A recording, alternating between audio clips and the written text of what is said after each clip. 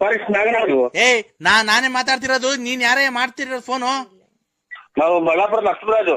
ಬಳ್ಳಾಪುರ ನರಸಿಂಹರಾಜು, ಅದೇ ಅವ್ರು ಎಣ್ಣೆ ಮಾಡ್ತಿರಲ್ಲ ಬಳ್ಳಾಪುರ ನರಸಿಂಹರಾಜು ಎಣ್ಣೆ ಮಾಡ್ತಿರಲ್ಲ, ಎಲ್ ಬಂದವ ಆನೆ? ಒಕ್ಕೋಡಿ ಎಷ್ಟ್ ಬಂದವಂತೆ? ಕೇಳಿಲ್ಲ ಸರ್, ಗಾಬರಿ ಮಾಡ್ಬಿಟ್ಟೆ, ಯಾರೋ ಮರದ ಮೇಲೆ ಸೇರ್ಕೊಂಡ್ಬಿಟ್ಟವ್ರಂತೆ. ನಾನು ಫಾರೆಸ್ಟ್, ನನ್ನ ನಂಬರ್ ಕೊಟ್ಟವ್ರು ಫಾರೆಸ್ಟ್ ಅಂತ ನನಗೆ.